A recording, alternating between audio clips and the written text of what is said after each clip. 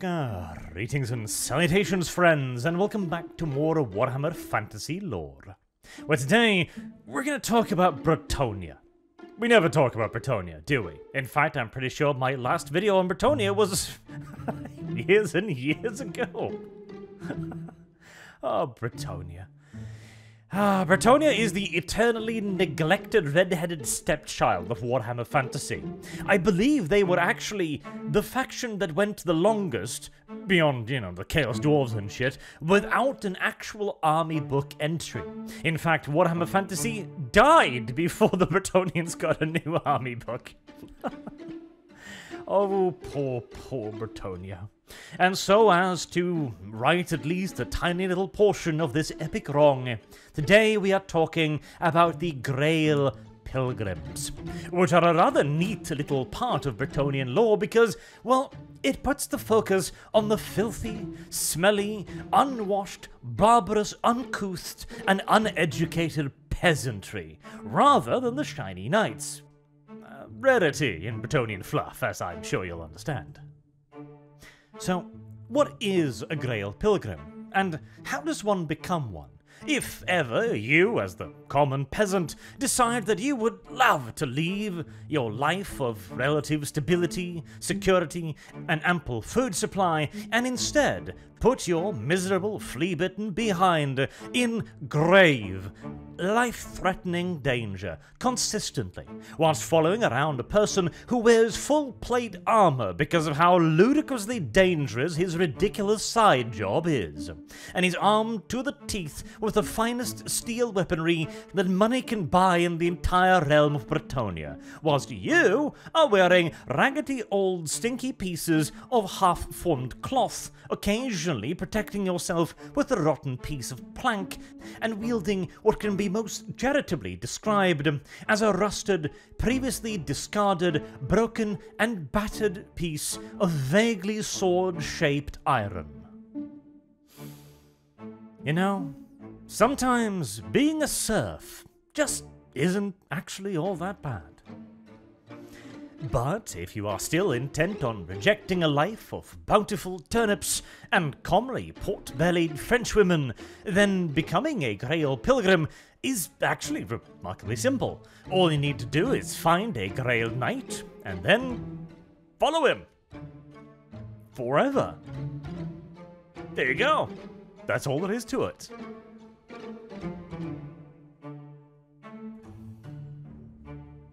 Alright, so there is a little bit more to the whole Grail Pilgrim thing, but that is essentially how you become one. Now, normally, of course, peasants are the property of their liege lords, as things should be in any sane and functional society. And obviously, if one of your pieces of property elects to wander off without permission, you will be well within your rights to go out, hog-tie the little bastard, and drag him back to his hut. But here's the thing. There is one exception to this rule. Namely, that every Bretonnian, no matter how mucky or grimy their stature might be, has the right to go on a pilgrimage. Now, normally, pilgrimages are... well, they're not supposed to be easy, as the real point of a pilgrimage is to right a wrong, to fix whatever silly nonsense you've gotten up to, be it theft, banditry, adultery, whatever silly little sin and or crime that one might have committed in the past. Going on a pilgrimage is intended to wipe away this sin. Not necessarily the legal responsibility, mind you, but still, details. It is primarily a spiritual journey, of course, and it doesn't necessarily need to be that far away either, although going through hardships is intended to be part of the process. For knights and nobles, of course, they can go on the Grail Quest, although that tends to be more about, well, not necessarily redemption, and more about a spiritual elevation, shall we say. Whereas regular peasantry, well, they can't go on the Grail Quest, obviously, but they can go to a particular lake, for example, said to be blessed by holy powers. Or they can go to a particular chapel, or they can go to find a Grail Knight.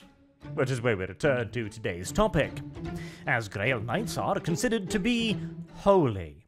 Having completed their Grail Quest, they are now closer to the sacred than any real normal living being. A mobile chapel with a horse and a sharp pointy stick, which it occasionally uses to beat other things to death with.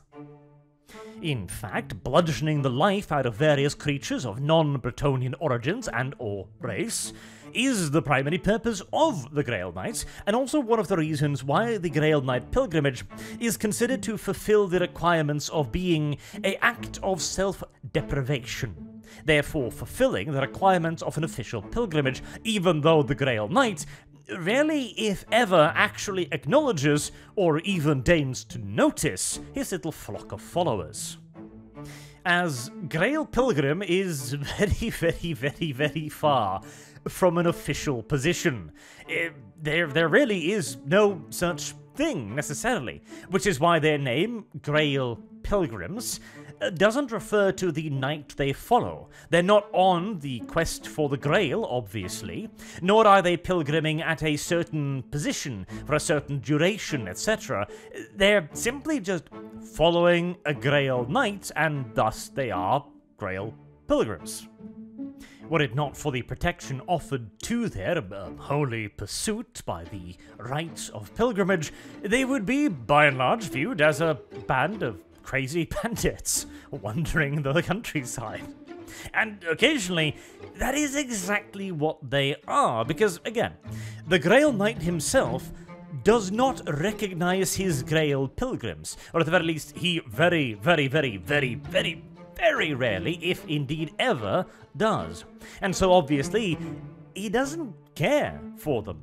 He's not using them as a private army, he's not allowing them into his retinue, they are not his servants, and so he doesn't need to feed them, he doesn't need to house them, he doesn't need to clothe them, or do any of these things. The Grail Pilgrims are responsible for taking care of themselves and their every need, and doing that on the road in Bretonnia, well, it can be a damn challenging task, as essentially every single plot of land is owned by someone and inhabited by something. Sometimes other Bretonnian peasants, sometimes angry beastmen or orcs or the occasional Skaven, and sometimes by local nobility, who tend to take a rather dim view to travelling bands of peasants shooting all of their deer and eating all of their berries. And in times where forage is not enough, well, what do you imagine the secondary food source of a bunch of heavily armed, travelling peasants might be?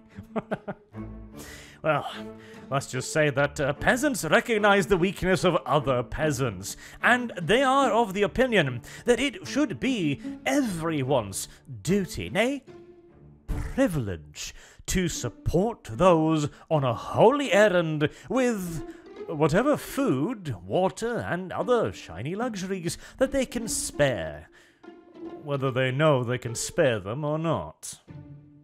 Now, don't get me wrong, every band of Grail Pilgrims is not simply just a horde of marauders looting the landscape like so many locusts, although they are in times of food shortages, etc. But whilst some do indeed follow Grail Knights primarily for the freedom that it offers, and the occasional freedom to take what is not necessarily theirs, most do so out of genuine reverence of the knight in question, which is why they choose a particular Grail Knight to follow, instead of bands of pilgrims swapping between Grail Knights as they come across them. To be fair, there's not exactly that many Grail Knights to choose between. It's unlikely that you'll see two in the same spot ever, and therefore trading pilgrims like Pokeballs is probably unlikely to happen in the first place, but they do genuinely worship the literal ground upon which the Grail Knight's horse walks. Because no self-respecting Grail Knight will of course walk by himself. To the point where they will not only pick up anything and everything he would ever possibly drop and then wear it, I imagine that might also include other certain bodily waste materials, which we shan't dwell upon for too long, but mainly things like discarded equipment. The examples given in the fluff, for example, is discarded pieces of armor. I'm wondering why a knight would randomly discard a piece of armor, however, seeing as how ridiculously valuable actually manufactured armor would be in a Bretonnian setting, but hey details, or discarded weaponry. Which brings up the same question as previously, but again, hey details. And at the very least, when it comes to stuff like tunics or utensils or daily necessities, I can absolutely imagine a highborn noble just going like, I broke another spoon, just flinging it over his shoulder. But a sword? I feel like the Bretonnian landscape would be littered with casually abandoned weaponry if that was truly the case. Especially the quantity of arms and armor required to outfit an entire band of pilgrims. As that is, canonically, how the pilgrims get all of their weapons and their armor. Now, to be fair, the average Grail Knight is probably not going to have any problems with money, being a literal walking saint and everything, and being from a, well, wealthy, noble, feudal family, but still, how many spare swords do you need? Oh well. As the Grail Pilgrims' collection of their favourite character grows ever larger, they might even get to building a shrine in his honour, although they usually wait for a certain other event before really getting creative with the construction process. But they'll eventually turn into a parade of relatively decently armed and armoured little bastards, as again our noble lord sheds that shit-like skin, which makes them an even greater threat to the local community. As when the Grail Knight passes through, the Grail Pilgrims tends to follow at a respectful distance, so as to not embarrass their, well, not actually liege lord, their object of worship overmuch, and they will then also pass through the same villages, telling the tales of his exploits. Now, the more peaceful bands will do so as a way to earn a living, singing for their supper, essentially, going like, oh yes, I follow Lord So-and-so. His great deeds include killing a river troll with his spoon, you see. Often embellishing the stories a pinch in the process, mind you, so as to make their lord seem even more impressive than he is. Hoping that they'll get a little bit of food and a little bit of hospitality in return, and often they do, because, well, once the Grail Pilgrims themselves are not sacred men, anywhere near the same regard as the Grail Knight, they are viewed as touched at least partially by the divine, as they carry along with them his various, well, detritus.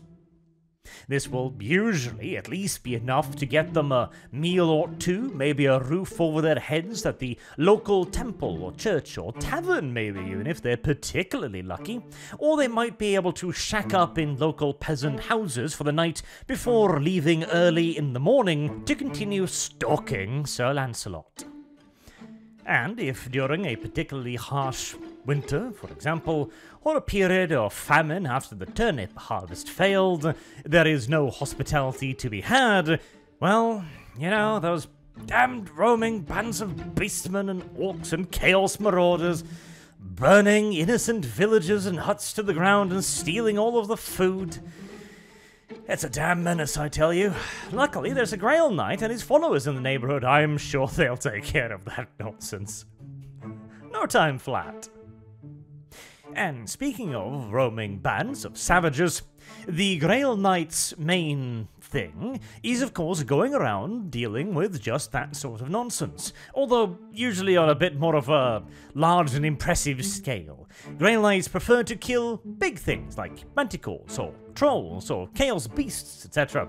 Killing mere beast men, well, that's the job of the local lord. There's not that much glory in that. You've got to kill something cool to really get your name out there, obviously. And in most circumstances, a Grail Knight is a match for even the largest and nastiest of brutish beasts hiding in the mountains between Bretonnia and the Empire, or the deepest, darkest beastman-inhabited forests of Bretonnia as well. But there is always that one brute that's just a little bit too much even for the most devout of Grail Knight. The kind of crazy critter that chews plate armor like tinfoil. The kind of abomination that views a knight as nothing more than a delicious piece of human-flavored chocolate inside of a crunchy exterior. And thus, sometimes, Grail Knights die, usually horrifically. And for his entourage, this is both the saddest and the happiest day of their entire lives. As on the one hand, their idol is now so much pizza toppings scattered across the landscape, but on the other, all of his stuff is now their stuff, including his corpse, or whatever remains of it at the very least. You remember the shrine we mentioned earlier? The one the Pilgrims added the various bits and pieces that the Massa had previously discarded to? Well, now the shrine can finally be completed by adding the body of the Massa as well to it. And so, a reliquary is born. As the Pilgrims gather up the broken weaponry, the half-chewed pieces of armor, and any semi-liquefied remains they can find, including bits of bones, etc., and stick them all together as best they can with twine and the feudal equivalent of superglue into a literally mobile shrine this time, rather than merely a knight that fulfills the same purpose. When the reliquary is finished, this also means that the Grail Pilgrims themselves' duties evolve. For now, they are not merely following the knight, they are the knight. Well, sorta, pseudo, kinda, in a way. See, they still consider the knight's remains to be holy, and imbued with his spirit and the divine protection of the Lady of the Lake, and they're actually correct in that, which is why the reliquary itself is a potent magical artifact. The pilgrims who carry it usually begin referring to themselves as battle pilgrims, tougher, more seasoned and experienced pilgrims, that now continue to carry out the duties of the Grail Knight, carrying him from battle to battle, from monster to monster, overwhelming and slaying all manners of foul critters and creatures that inhabit the lands of Bretonnia, even bringing the reliquary straight into open-pitched field battles, where you frankly would expect a desiccated corpse carried on a stick, surrounded by peasants, to be, well, a rather short-lived endeavor, frankly. But again, due to the actually real magical protection granted by the reliquary, no, they're a fairly tough little unit to crack. As not only does it fulfill the roles of, if memory serves, damn near a full command group, as back in the day of Warhammer Fantasy, you had commanders, including a sergeant, a standard bearer, and a musician. I'm pretty sure the Grail Reliquary fulfilled all of those roles, in addition to granting a 4+ armor save, very good, and giving the peasants the protection of the Blessing of the Lady. The Blessing of the Lady is a special pre-game effect, which can be granted if the Bretonnian army prays at the start of battle. Normally, this is only awarded to knights, because frankly, the lady doesn't give a shit about the dirty peasantry. But the Grail Reliquary is the exception that proves the rule, as, once more, the magic of the Grail Knight is still very, very real. And the Battle Pilgrims will do anything in order to protect it, as their fanatical devotion to their hero is not diminished in the slightest upon his passing from the mortal realm. In fact, if anything, it only grows more ferocious, as the Pilgrims will be more than happy to throw themselves in the way of incoming projectiles or ogres' clubs to protect their beloved, now dearly departed, master. And whilst, of course, the knight himself's days of swinging around the sword are long gone, that does not mean that it's merely just a bullet-soaky unit either, as the Battle Pilgrims, having been watching their master for quite some time, have picked up a trick or two. They're certainly not the equivalent of proper fighting men of Bretonnia, sure, but they know how to wield the blunt object with purpose here and there. And, better yet, once they become a full-on Grail reliquary, their,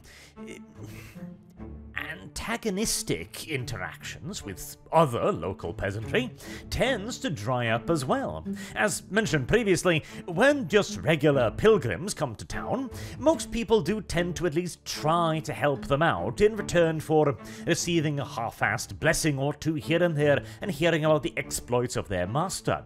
But when they're carrying an actual dead Grail Knight, well, that's like carrying a piece of a famous saint into town. You are going to be pretty much guaranteed the warmest of welcomes even in times of dire economic shortfall. Imagine, for example, we have a equivalent to this in our real world, don't we? The church tended to gather up all sorts of relics of bygone saints. Not always of the actual saint himself, but merely the supposition, the suggestion, the educated guess that a bone might be a part of a saint's hand, or toes, or shin, or God knows whatever, would draw tremendous crowds, and could often make churches very financially successful. Not that that had anything to do with it, of course. No. The Catholic Church would never stoop quite so low as to monetize religion, like, I don't know, selling forgiveness or anything. Of course not. Neither would the peasantry of Bretonnia. Yes. I have this sneaking suspicion that a fair few of these Grail Knights might perhaps not be quite as bona fide as those around them might think. I suppose when the first cannonball arrives, which the blessing of the ladies intend to protect against, you'll find out whether or not the person you're carrying on the glorified stick, supposed to be a horse incidentally, is actually a Grail Knight or merely just Percival from the neighbouring village. As, of course, peasants can't be Grail Knights. Oh, well, actually, in an extraordinarily theoretical, technical sense, I suppose they could, as there has at least been one recorded incident of a peasant becoming a knight, but the odds of that peasant becoming a knight and then becoming a Grail Knight, well, let's just say they're pretty slim. So if it does turn out to be Percival, in all due likelihood, that particular band of Grail Pilgrims' adventures into open warfare against cannons is going to be a short-lived one. But for those lucky enough to have the real goods on their shoulders, they might just live to tell the tale at the next village, and be rewarded yet again with copious quantities of ale and turnip soup. Until next time, I've been Arch. Thank you all very much for listening, and I hope to see you all again soon. Till then, have a good day.